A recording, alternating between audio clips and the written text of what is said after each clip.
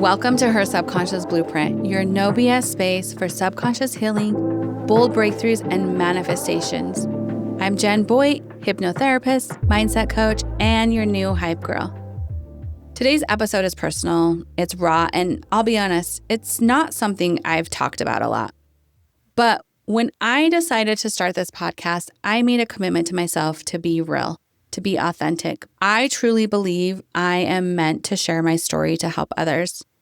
And even if I'm only helping one person, that's enough for me because I truly believe in the ripple effect. If I help you and you help someone else, that's how it starts. That's how we start creating real change. So if you've ever felt pulled to share your story or felt called to help others, this is your sign to go all in. This is real, this is healing, and this is my truth. I want to talk about something that I think a lot of women really feel on a deep level. This is a label that is put on so many women by society, culture, by family, and quite frankly, on ourselves. It's called the good girl syndrome. The truth behind the mask that so many of us wear. The mask of being the good girl. The one who no one ever worried about. The one who always had their shit together. The one who never needed help. The one who handled everything all the time. Growing up, I was labeled as the perfect one. People would say, Jenn never messes up.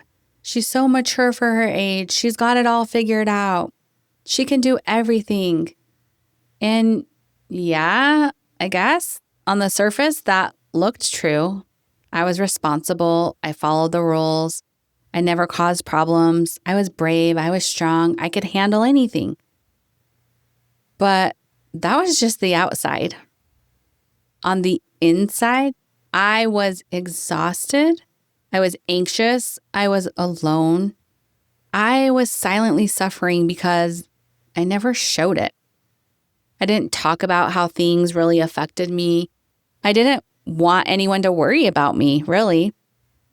And maybe part of that was because if they did ask or worry, I'd have to be vulnerable. Like, what was that? I was never vulnerable.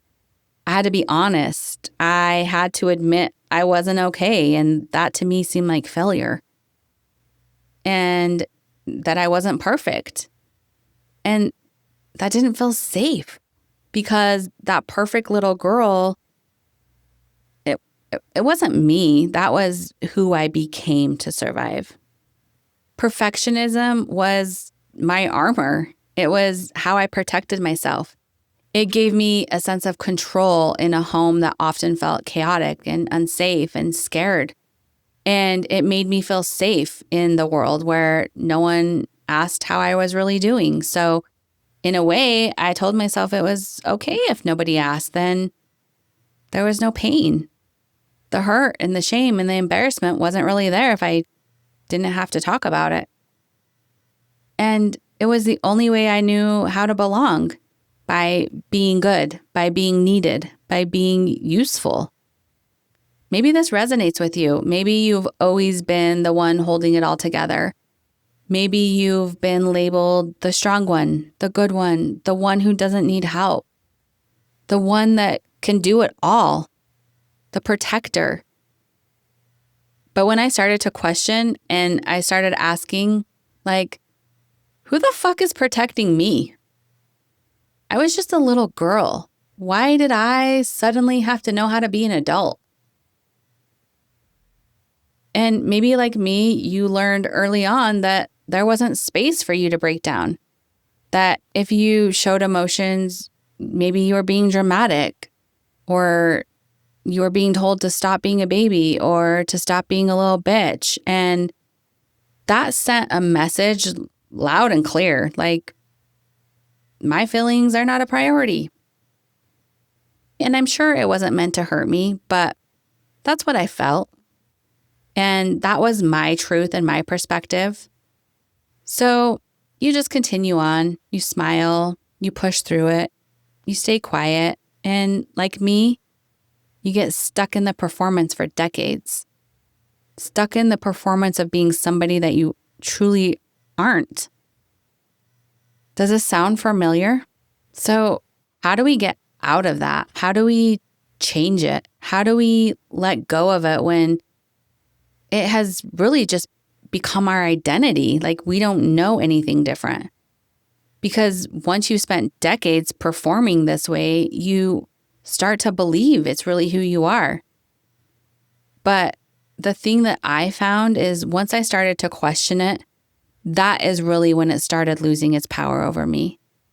And the truth is, we form most of our core beliefs by the age of 7.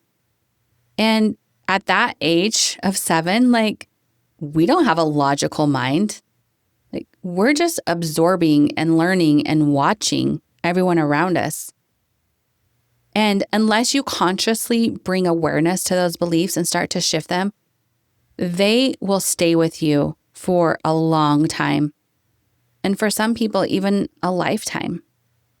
I personally carried these beliefs for decades, and damn, they were heavy. But there wasn't anyone else who could carry them for me. So my only option I could see was I had to rewrite them. I had to change them. I had to go deep and do inner work. The good girl syndrome usually starts in childhood, especially if you're the oldest daughter, an empath, or grew up in a dysfunctional or unpredictable home. Well, check, and check. Seems as though I checked all those boxes. You learn that love is earned by being useful, that emotions sometimes are inconvenient, that chaos is your job to manage, that your worth is tied to how well you care for others. So you grow up fast. You become the fixer, the helper. My brother is 10 years younger than me. My sister is 7 years younger than me. So I became the helper. I became the second mom. And that was easy to do with the big age gap and also considering the environment that we grew up in. I was the achiever. You don't want to disappoint people when you're the good girl. You chase approval. You learn how to read a room very quickly, but you forget how to speak your own needs, but you're very quick to answer the call for anyone else's. And it's not your fault. It's actually a trauma response. It's conditioning. It's deeply wired into your subconscious. But even as adults, we carry this good girl identity with us. We overthink every decision, or we become super decisive because no one else ever made a decision for us. We oftentimes avoid conflict at all costs, or we speak up constantly because that became our new way of protecting ourselves and those around us. We oftentimes struggle to say no. We feel guilty when we rest. We think we always have to be doing something. We apologize for having needs. We feel selfish for putting our own needs first. And why? Because we fear rejection. We fear being too much. We fear not being enough. We fear being abandoned if we're not useful.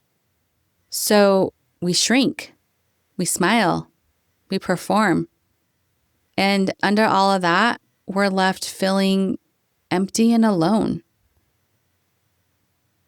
So I asked myself, how do I begin to heal this?